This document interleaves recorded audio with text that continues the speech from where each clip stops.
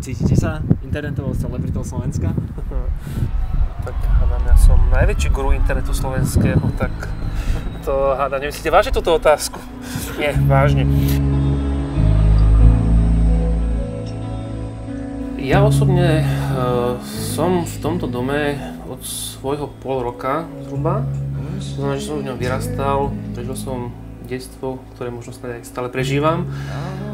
Ale človek rastol spolu s tým domom. To znamená, že je s ním istým spôsobom spätý. To bolo pre mňa popudom, aby som rozmýšľal, ako zabezpečiť, že tí ľudia sa dozvedia naozaj včas všetky potrebné a aktuálne informácie. Bola urobená prvá webová stránka domu, kde boli základné informácie o dome, o výbore, o činnosti a tak ďalej.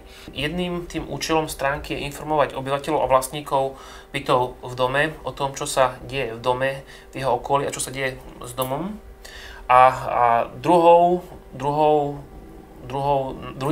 druhým cieľom stránky je byť inšpiráciou pre iné domy, pre iné domové samosprávy, aby vlastne aj oni mohli zrealizovať to, čo sa podarilo nám.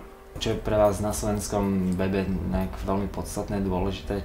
Hej, sledujem to, nakoľko sa vlastne pohybujem aj profesne v IT sfére, v informačných systémoch, i keď sám nie som nejakým spôsobom profesionálny web designer. Budú weby, ktoré budú mať ambíciu byť nejakými portálmi, potom budú weby, ktoré budú nejaké komerčné stránky, prezentácie, ale už som si všimol, a že ich čím viacej takých stránok, ktoré sa tvoria ako keby nejaké hobby. Táto súvislosť je možno taká trošku iná, lebo my sme sa rozhodli, že na webovej stránke budú uverejnené aj osobné stránky, nazývame to osobnosti domu. Medzi osobnosti domu teda sme zaradili pána Ferianca, ktorý je vyhlásený európsky, možno aj svetový rezbár, umelecký rezbár. Takže to tiež by bolo možno zaujímavé pre čitateľov, aby sa o tom dozvedeli. Ďalšou zaujímavou osobnosťou sme sa teda dohodli, že som ja.